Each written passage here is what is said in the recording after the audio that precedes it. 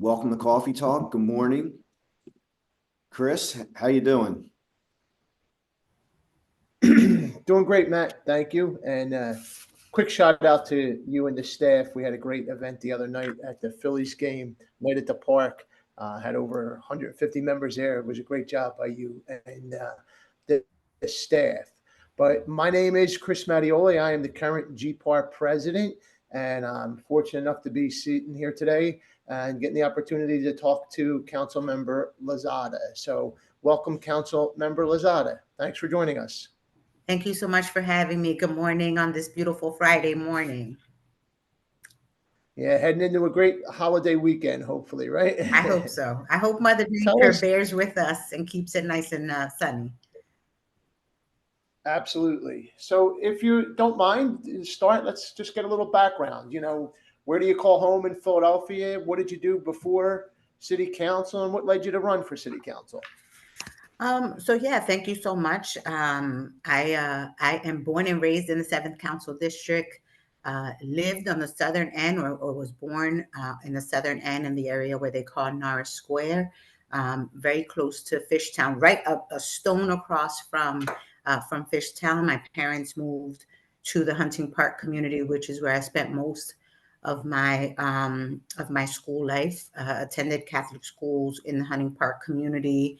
And moved to Fair Hill as a young adult and lived in Juniata, and now am raising my family in the Northwood, Frankfurt section of the city of Philadelphia. Have always worked in public service or some type of service related work. My dad is a deacon of 40 years. And so in my home, that's what we knew, was service to others. And so I've worked in many nonprofits, many of the Latino nonprofits in the district. I've played some type of role in, whether it was engagement or just outreach, some type of outreach. And I served 20 or 10 years as a chief of staff to Council Member Maria Quinones Sanchez in the 7th Council District. And that was my introduction to government. Before coming to work for her, I had never talked to a city official. I had never called a council member. I had never, no relationship at all with city government until I went to work for her, and quickly learned that just like me, many in my community had never, didn't have a relationship with government either. Yes, they showed up at the polling locations if they had to, usually when it was a presidential election, but really didn't have a relationship. And so Maria coming into to a city council office really changed how people in this district looked at government and felt about government. And we're really excited about starting to become engaged. And part of my work in that office was engagement, making sure that community residents were committed or connected to government resources. Never had ambitions to run for office. It wasn't until we started to talk about Maria's 2023 plan that we started to figure out what a succession plan would look like. And even through that, I said, that's not for me. I can't. I don't want to do that part of the work. I prefer to do the work in the background. But I was frustrated often when it came to being represented in government and just talking to residents about what they wanted to see and who they wanted to see in the role. Prayed a whole lot. I come from a faith-based foundation. Like I mentioned, my dad is a deacon, and I felt that this was where I was supposed to be, and so I said yes. And ran in the special election in November of 2020 and in the primary just last year. And so excited to be here. It's been interesting. It's been an interesting ride. The last 17 months have been a learning experience. It's different when you are when you're not in the driver's seat than when you are, when you're actually on the steering wheel. And so an exciting ride, and really happy to be here. Awesome. Thank you. Let me ask you about your district, right? You have the great opportunity of having, your upbringing and spent a lot of time in that district, what are some of the common concerns you hear from constituents in that, and maybe you even experienced them as a younger person? Well, I'm sure that many of you have heard, right? The 7th Council District is home to some of our poorest residents in the city of Philadelphia. 19133 for a really long time was the poorest district in the nation. It is a district that where many residents experience food deficiencies, internet access. And those are the things that we hear about, right? I want to get resources that the city offers, but the city requires you to get them online, and I don't have connectivity. I can't make ends meet because I'm on a fixed income, because I have a disability, or because I have a child that has a disability and I can't work. And so putting food on the table is always challenging. And so, just navigating government and the resources are some of the concerns that we hear on a daily basis. And we work really hard to try to bring city services to the community on the ground where they are. And then the other side of that is, yeah, I can get city services. Yes, I apply for city services, and it's difficult. I don't understand, or the services don't come. I get denied. I don't understand the process, or there's a language barrier. The 7th Council District is home where the majority of Latinos or folks that are not English speakers have called home, have made their home. And so there are different, depending on what part of the district you're in, brings about a different type of concern. The southern end, while there's a lot of development happening down there, there are people that have generationally lived there and are frustrated with the amount of development that is happening there and feeling like they're being displaced. The midsection, where we're seeing the food disparities and the internet access. And then up at the top part, it's more about just quality of life, lights and trash and illegal businesses, that type of thing, illegal vending or illegal conversions of properties. So it just depends on where you are. I think the 7th Council District is a diverse district, and I have all different types of incomes depending on where you are. Yeah, that diversity brings a lot of challenges, it sounds like, right? In all different areas. Yeah. I mean, and I didn't mention Tell us a little bit about, Kensington, right? I didn't mention Kensington because I think that we are very much aware of what is happening in Kensington. And so if I had to talk about my biggest challenge, that's my biggest challenge. right. Tell us, let's switch gears for a moment. Tell us a little bit about, an at-large member versus a district member of council, and how does that play into you working within your district, getting things done and impacting your legislation, and the zoning to land usage to some of those other problems that you have in that district. What's the difference from your perspective, and then how do you leverage those differences to help you accomplish things you need to get done in the 7th district? Well, you all know that there's 17 council members, there's 10 district council people, 7 are at large, and they have a responsibility of representing the entire city of Philadelphia. I think all of us have equal amount of power. The difference is that when we are talking about district related issues, the district council person's perspective or the decisions that the district council person makes really are the ones that that take precedence over what an at-large person or an at-large member would like to see. Right? Decisions are basically made, or usually made, based on what the district council person believes is in the best interest of those who are right in the district and what they want to see. But I think our level of power is equal. There is a thing called councilmatic prerogative, and that's what I'm talking about when I say that district council people's way in is usually how decisions are made. As it relates to land use, I think it's the same exact thing.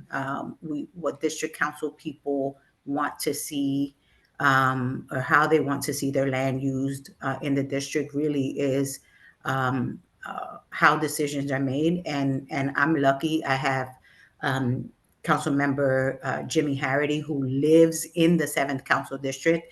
And so I work very closely with him. And we talk a lot about what we want to see in the district, because we both live in the district, right? For a second there, we also had former council member Sharon Vaughn living in the district. And so we created a team of people to make decisions together based on what we heard in our respective neighborhoods or in the district as a whole.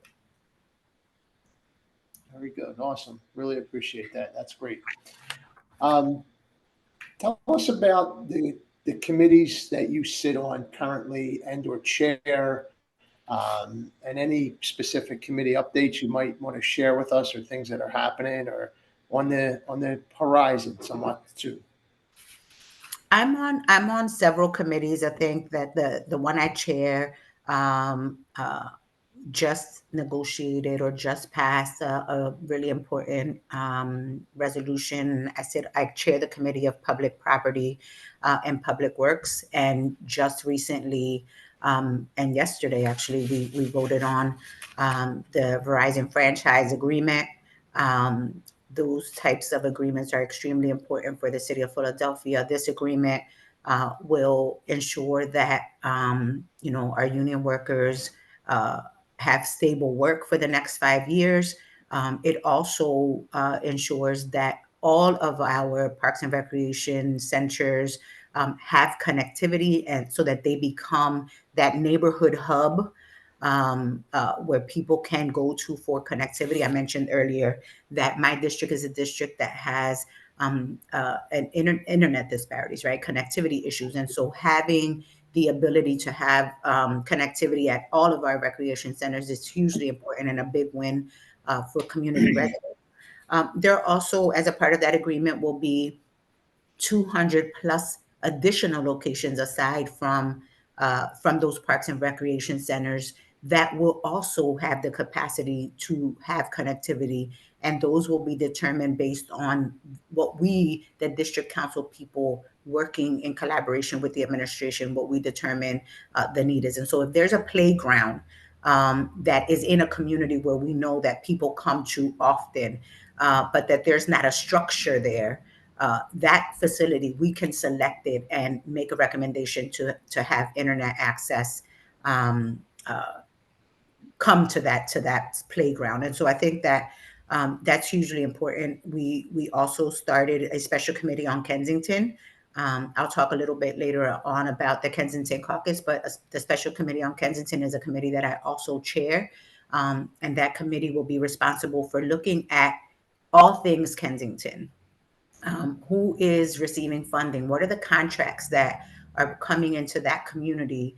Who are the providers, and how are the deliverables getting to the people that need the services that the contract calls for? Really providing oversight for everything that is happening. How is our public safety responding to the need? Are mental health professionals involved in the conversations?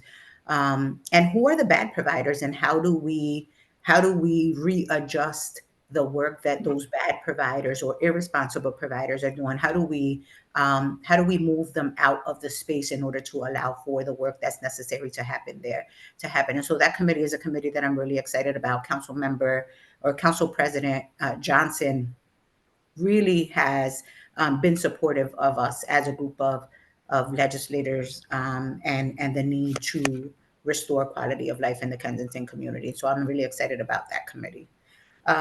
Public health is a committee that I vice chair, and it is the committee where we're really again looking at the services that our mental health providers or our treatment providers, how they're doing work, not just in the Kensington community, but across the city, and how are we responding to the opioid crisis and to the mental health need that we so often hear about when we're out in the community. So. Great, thank you. definitely something we wanted to talk about was that Kensington caucus. You touched on a little bit. Could you tell us who's on the caucus? And you touched a little bit on the focus, but are they working on, any specific mission statement per se? Like, what is their main objective? And you touched on some of the goals, but is there any specific bills currently, in conversation about that? And is that caucus in direct interaction with the administration, or is that going through you? How is that working? So the Kensington Caucus really came about because a group of us decided that we could no longer work in silos. It's made up of myself, Councilmember Squilla, Councilmember Driscoll, and Councilmember Harity. Councilmember Squilla and Driscoll each, and myself, our districts all meet on the corner of Kensington and Allegheny. Well, Squilla and myself,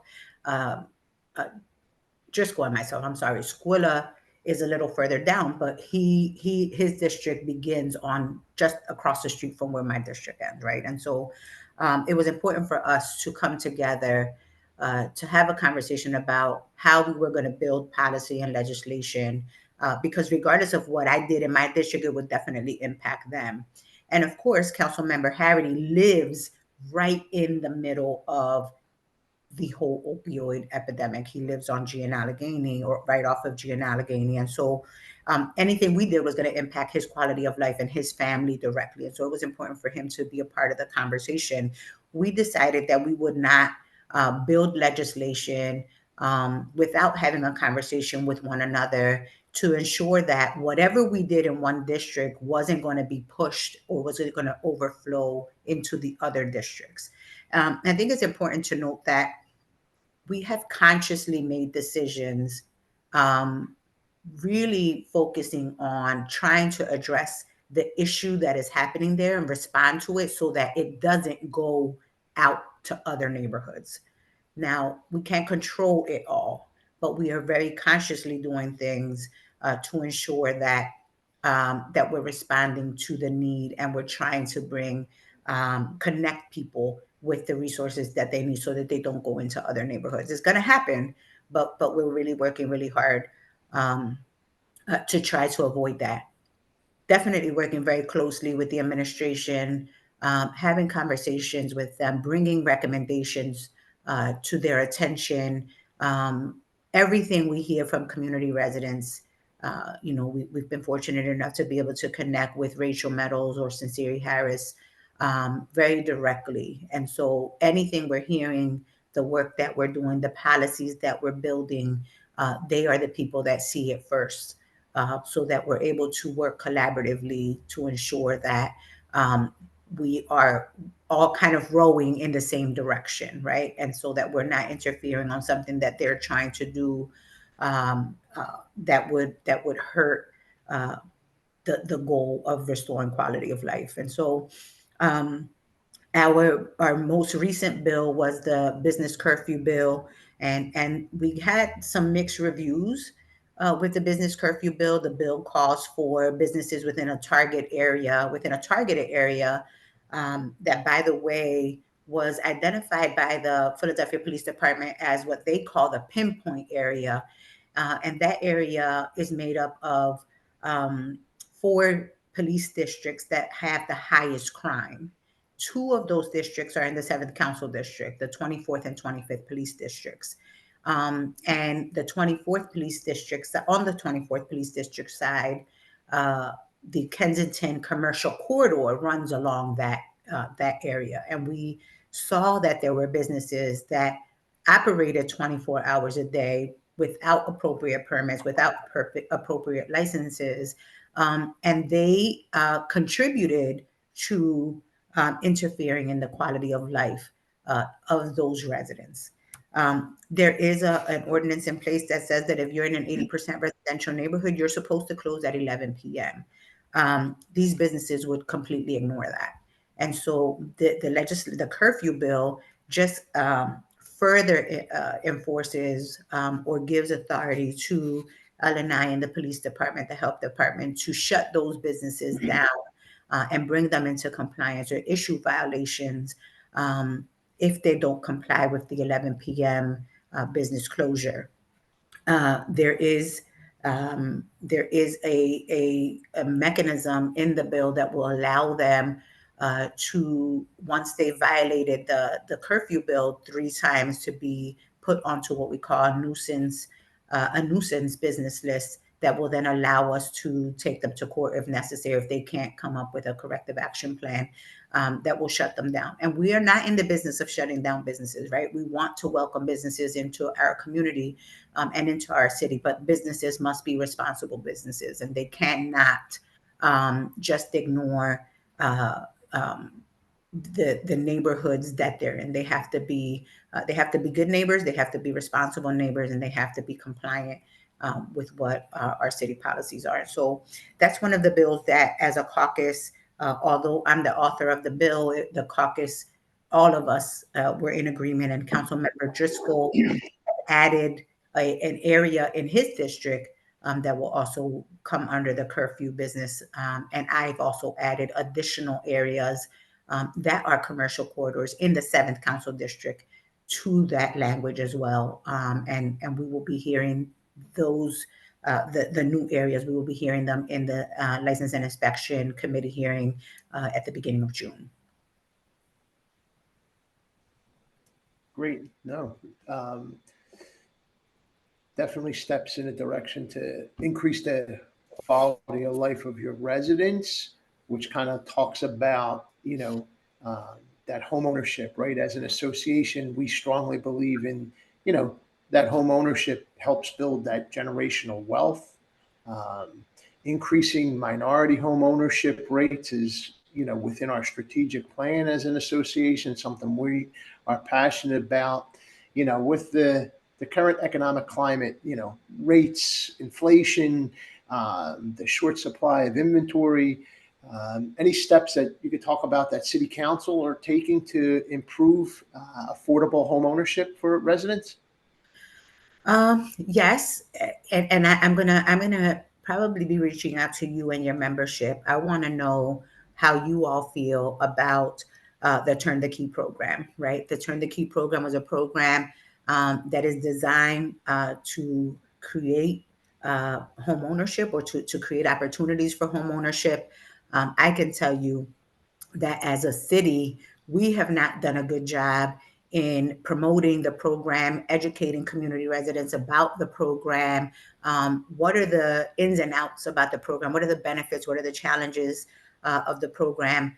Many of my community CDCs and housing counselors have expressed concern about the Turn the Key program, but I think it's a good program. The concept is good, right? I think that it will create opportunities for residents to become homeowners in any neighborhood.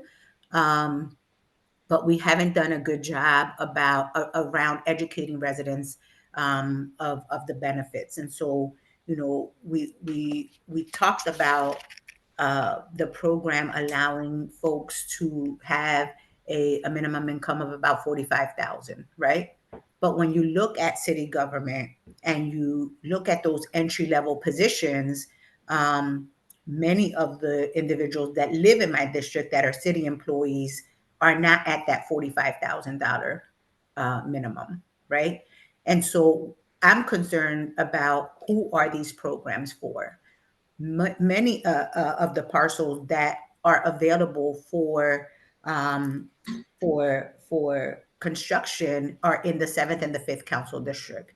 And so if we are trying to create home ownership, many of those homes are going to be built in the 7th Council District. The mayor committed to 30,000 new homes, right? And so my concern is if we are going to be the neighborhood that is going to be invested in and these opportunities are going to be created in, then we need to make sure that we are really building for residents that have generationally lived in those communities. One of the another issue I have is it is designed to keep city employees in the city.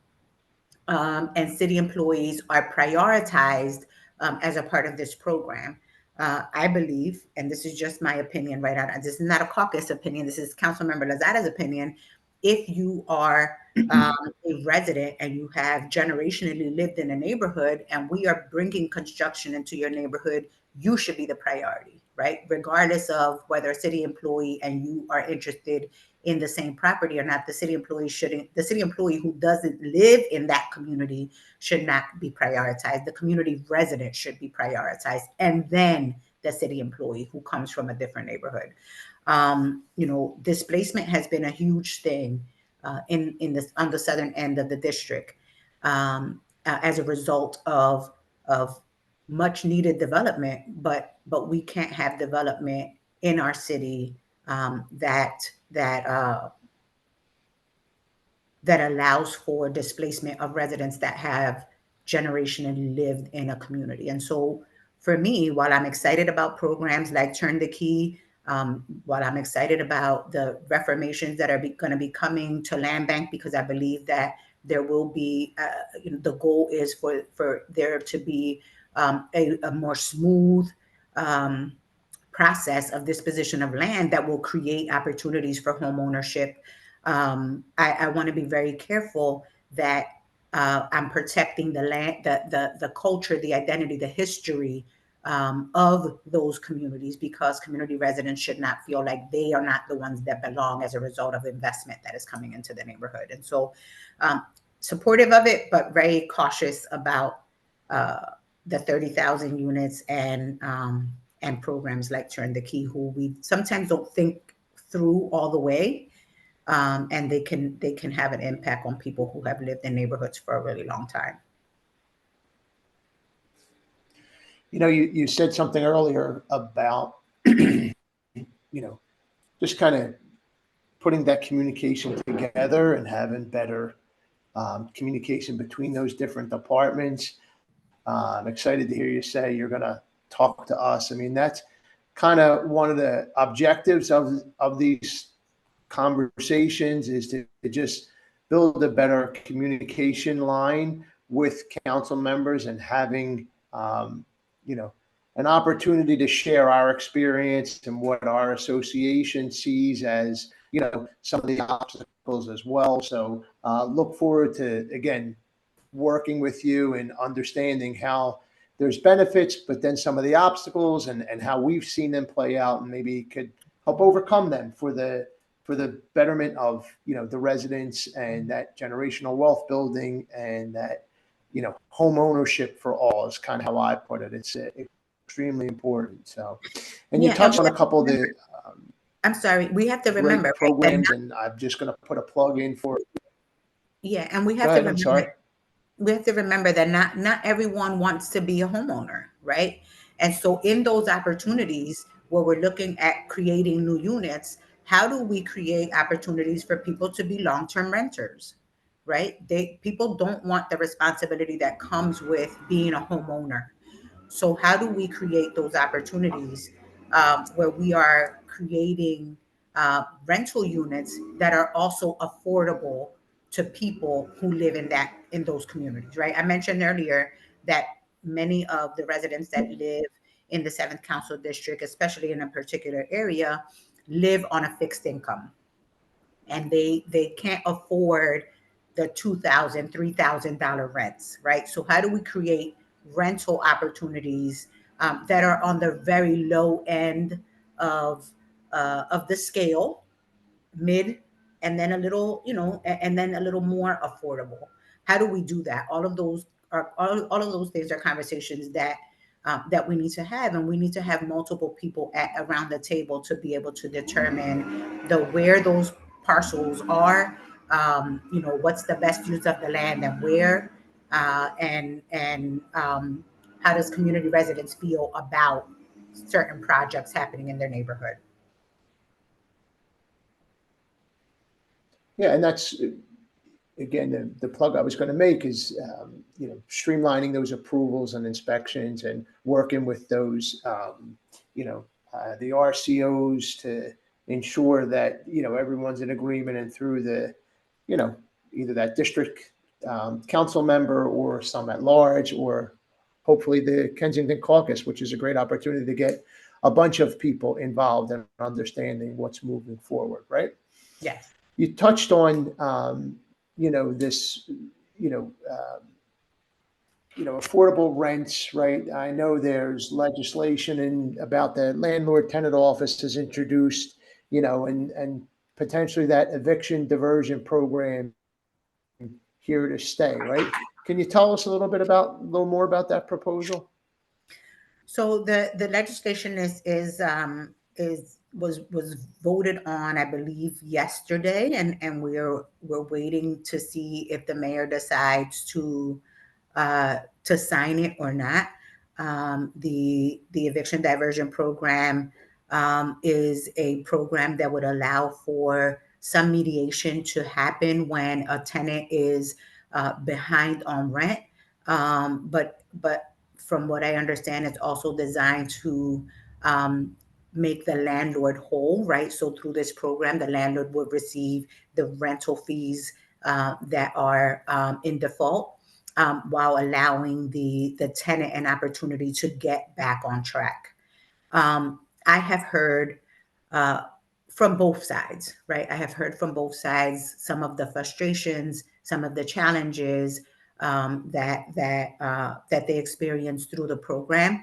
I'm hopeful that as we see this program unfold, that we will be able to easily make adjustments and modifications necessary to be able to keep tenants responsible, but also ensure and landlords whole, but to ensure that both of them are held accountable. I have seen some rental units that are in absolute disgraceful conditions, while the tenant is paying their monthly fee. But I've also seen tenants take advantage of not paying their monthly fee. And so I've seen and heard from both. Everyone that has gone through this eviction diversion program has shared mixed feelings about it. And so I'm hopeful that working through the committee, that if changes need to be made, that we're able to make the adjustments very quickly. But from what we see, I believe the eviction diversion program will stay, and that I've not heard that the mayor is going to veto it in any way. And so I'm looking forward to continuing to work with Council Member Kendra Brooks and Jamie and the rest of the committee to figure out how we move the program forward and make it the best program it can be for both sides. No, I appreciate that. And that's, again, one of our objectives is that communication and your thoughtful perspective on understanding both sides of it. And there's always an opportunity, unfortunately, for abuse to creep into some of these things. But that ongoing conversation and dialogue and making sure we're always optimistic to help all the right people in the right situations. Couldn't agree more. So thank you. Yeah, and if I can be of assistance, if we're missing something, if I can be of assistance in any way, please feel free to reach out. Right? I mean, I always want to be a part of figuring out solutions together. I think, like as you mentioned, Chris, communication is extremely important. Yep. No, thank you again. I mean, that's if you haven't already gotten to know her, Brittany's our face in City Hall, Brittany and Matt at times. So she's the one that's out there making sure we're, we have a voice in some of these things. Let's take another, turn here and talk about taxes for a minute. Philadelphia has the nation's highest wage tax, and stands alone in how it taxes business income. This directly relates to businesses calling, the city, home and bringing jobs. Anything that you think we should be doing, and do we need, strong changes in our tax structure in order to encourage some of these businesses? So what can we do as an association? What do you think, council could do, and, maybe even your district? I think when you talk about taxes, that's like the scary word, the boogeyman in the room, right? Anytime you mention taxes, people kind of cringe. All lights, kind of red lights and red flags go up. I had an opportunity to talk to the Greater Philadelphia Chamber just yesterday, and they said, that they mentioned that there have been 5 decades of job losses and a 23% decline um, uh, in jobs since 1970. And so I believe that looking at taxes, looking at how we reduce wage taxes is extremely important. But we also need to figure out how we look at the birth tax, right?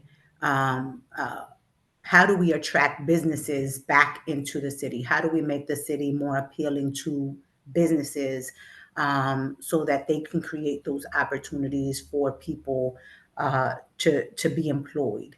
Um, no one wants to start that conversation because of the word taxes.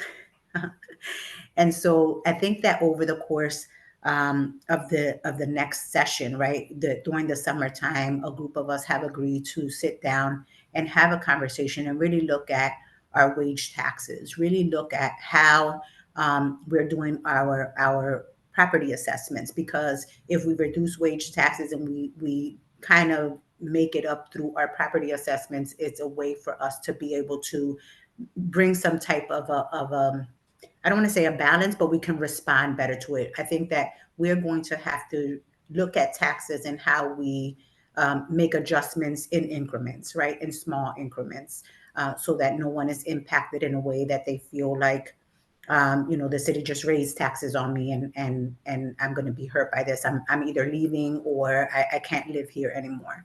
Um, but our OPA system really needs to kind of be wiped out and kind of restructured in a way that that will allow us to make the necessary adjustments on property taxes. We recognize that as a legislative body. We recognize that having constant conversation with our Chamber of Commerce, with all of the Chamber of Commerce around the wage tax is extremely important, and working with them and communicating the same message across the board when we're talking about Philadelphia is really important. We had a conversation yesterday about all of the negatives. When we talk about Philadelphia, we talk about all of the negatives. And so we really have to change the narrative, but we need to be able to become attractive again. And in order for us to be an attractive city, we're going to have to do something about the wage tax and about how we're assessing properties and how we are how easy we are to do business with. Right now, I think we have issues in the wage tax. We have issues on how we are assessing properties, and we also have issues on how businesses deal with our license and inspection department, with our health department. All of those things are things that are going to impact businesses from coming into our city and creating job opportunities. It impacts how people think about wanting to choose Philadelphia as a place to live, work, and play, right? Taxes play a huge role in that. And so we are committed to doing that and starting the conversation this summer.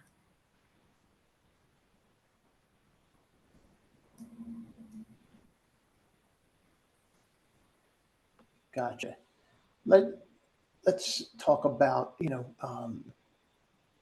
what's on the horizons for Philadelphia, right? Why, if you are traveling or you're just out socializing, if you have somebody that asks you, why would I move to Philadelphia? Um, how do you respond to that? What's kind of your elevator pitch to how you sell Philadelphia? Philadelphia is my home, right? I'm proud to be a Philadelphian. I don't think that you can go to any other city that is as diverse as Philadelphia. Philadelphia is a city of neighborhoods. When you're in each of those neighborhoods, uh, you know there's a story behind that neighborhood. There's history behind that neighborhood. There's rich history here in the city of Philadelphia. We are some of the best sports fans you are going to ever find when compared to other cities.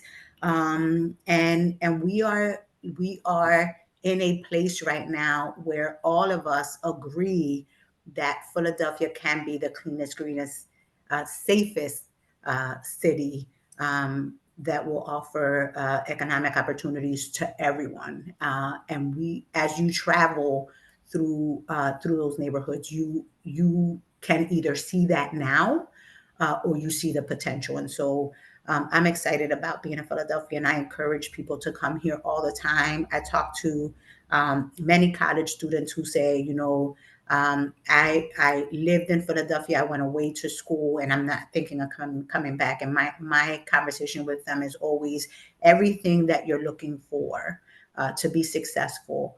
You can find somewhere in Philadelphia.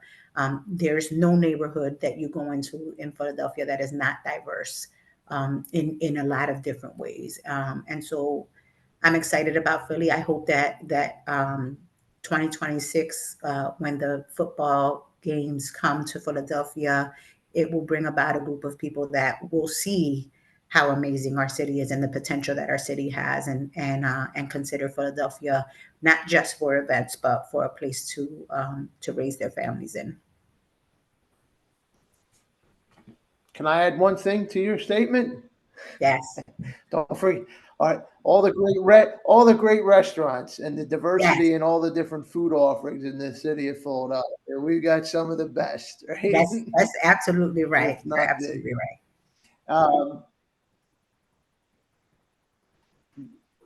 uh, Councilmember Lozada, what has been, you kind of talked early in the conversation about your path to where you are. Why don't you share with us what's been your, favorite or most satisfying experience as a council member so far? Wow, I have had the last 17 months have, like I said earlier, have been a learning experience, but I think that um, I always know that I am living my why when I run into people and they tell me um, how proud they are to live in the 7th Council District, regardless of what people say about the district, right? I'm always excited about young people who come up to me and say, "I saw you on TV. Thank you so much for cleaning in our neighborhood. Thank you for the new lights in our neighborhood. Thank you for working with people to make our community safe." And so, to me, just running into people, whether it be in the supermarket, on the street, in a park, in a church, and hearing from people that they still would choose the 7th Council District as their place of home, to me, has been the most gratifying. I always wonder, will people pick a different place to go live in? Will people leave the 7th Council District either to another city or another neighborhood because of what we have going on here? And am I doing the right thing on a daily basis? I question myself all the time. But hearing and getting confirmation from residents that live here about how proud they are to call the 7th Council District home, to me, has been the most rewarding.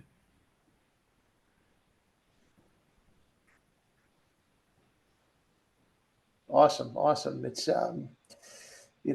it's not always what happens to you; it's how you respond. So I appreciate your resolve, and the little things are the things that you could build off of. So sweeping a street and putting more lights is how you start to really build that back up. So lots of luck to you and continued success and steps in that direction for your district and for our city. Thank you Is so there much. any final words you want to share with us? Anything? Yeah, no problem. Any final parting words for the association from you? I just want to say thank you for the opportunity to have this conversation. Always my door will always be open for all of you. I tend to lead based on the voices of the people that live, work, and play in the district. I love to hear from different people who have interest in investing in the district and making the district better. So if I can be supportive to the work that GPAR is doing, please know that my doors are always open. I'm always willing to listen, and I'm always willing to learn. Right, I've only been in this driver's seat for 17 months. Every day is a learning experience, and I will make mistakes along the way. But I can tell you that I'm always willing to listen and learn from folks who are willing to provide direction. And so I'm very grateful for this morning's conversation, and I'm looking forward to having future conversations with all of you.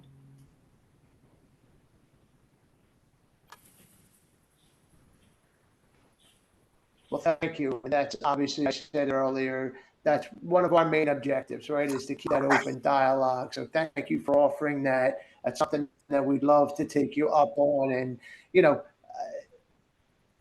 I'm certainly not naive enough to think that everything is going to be 100% agreeable.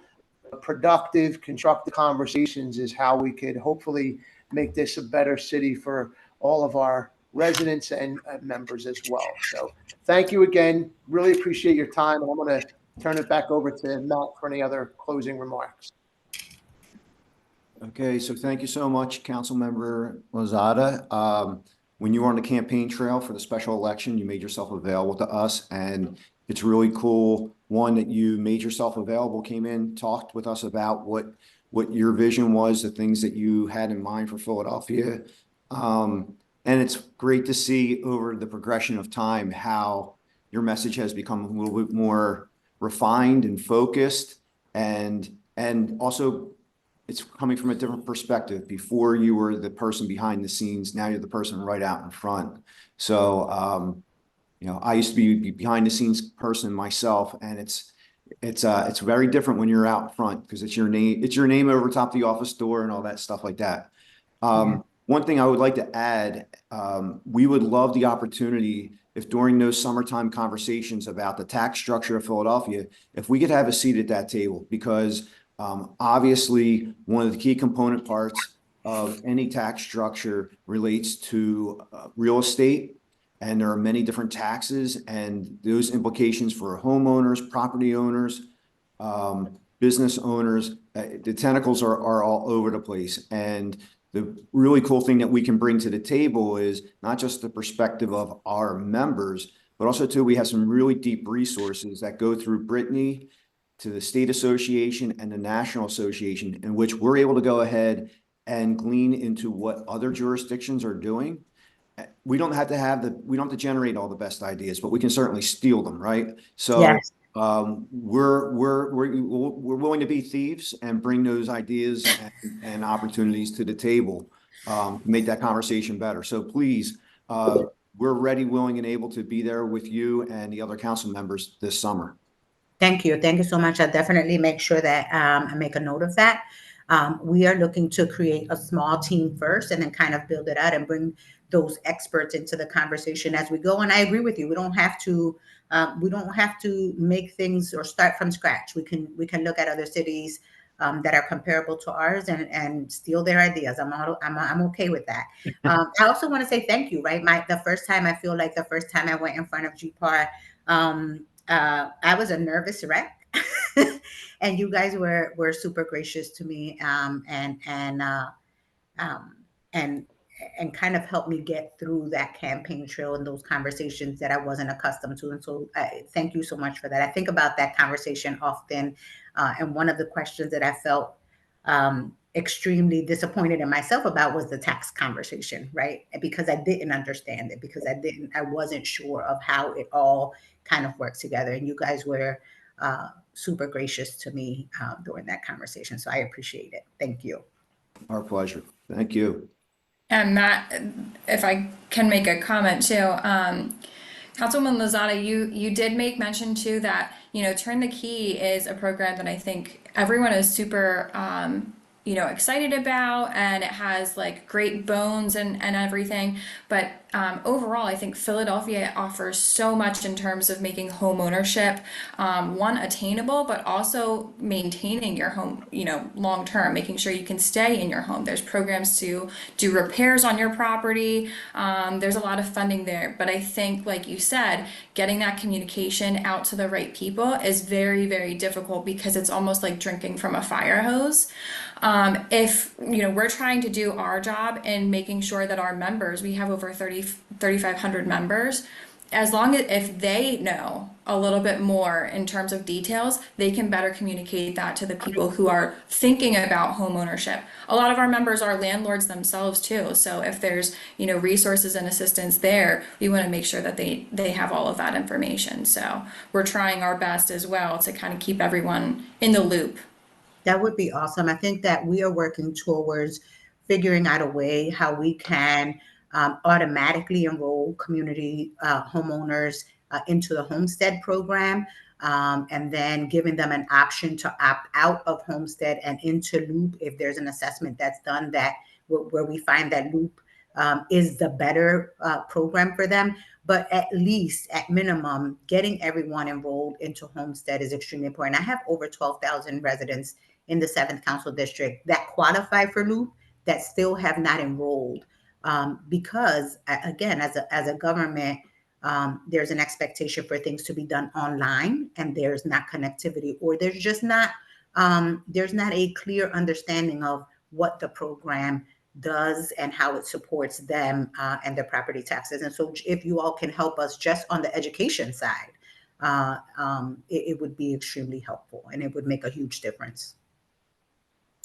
Absolutely. All right, on that note, we're ready to head into the weekend. Thank you, everybody, for tuning in. Thank you, Councilman Lozada. Bradley, am I able to ask a question really quick? Sure, go ahead, Charlotte. Good morning, Councilmember Lozada. I just have a question. Is it possible for the city to develop a home ownership guide with the resources for homeowners? Especially that would be helpful for agents, so we can give out to the homeowners at closing or something, listing all the resources that's available in the city, so that there's no guessing games, and they'll have the phone numbers, and one book will compile everything, and we can possibly come to City Hall and grab a few every couple of months. Absolutely. I think that's a great idea. I will work with my team to figure out what the possibilities are and how we could gather all the information. Would definitely need to reach out to GPAR to help support with what some of those resources are to be able to create the guide. We do have an apprenticeship guide, so I'm sure creating a homeowner's guide wouldn't be too difficult. We can definitely work on that. I'll make sure that I bring that back to my team and ask them to start looking into it. And Charlotte, there is an effort. I think there's National Association dollars that I've been looking into as well to kind of help do that here in Philadelphia, because like I said, we have a lot of resources. There's a lot of assistance. There's a lot of really great products, both on the private side when you're looking at individual lending products, loan products, but then when you couple that with the Philadelphia resources available through the city, like there's a lot there that you could really qualify for. But because there's different qualifications for each program, it's hard to really navigate that. So that's one of the things that we're actually working as part of. We're one of 3 cities across the country that has this program going on. It's a pilot program through the Mortgage Bankers Association, but that's what we've been kind of really hoping to do with this pilot program. 75 individual stakeholders in Philadelphia, and that's one of the things that we've identified as a project as well. Okay. That's awesome. It's a difference between needing the resources to purchase a home, but once you get in there, where do I, if I'm having issues? And I have a whole book of where you go and guidelines and all that, but if we have one guide, one little book that everybody can have. So if you're having problems with plumbing and understanding this, and where do I call if my neighbor's trash is piling up? Where do I call if it's rodent infestation? Where do I call for repairs? What programs are for repairs? Stuff like that. I think it would be more beneficial than me having to send out 10 different pages when I get emails post closing up. Charlotte, what do I do with this? My taxes went up, my rent went up. Call this number. If they have the guide initially, that would help. Love that. Thank you. All right, thank you very much, Charlotte. Thank you, everyone. Again, that was great input from you, Charlotte. Councilmember Lozada, thank you so much. Chris, great job. Brittany, everyone else, have a great weekend. Take care, and we'll see you at the next coffee talk. Thank you, everybody. Bye-bye. Thank you.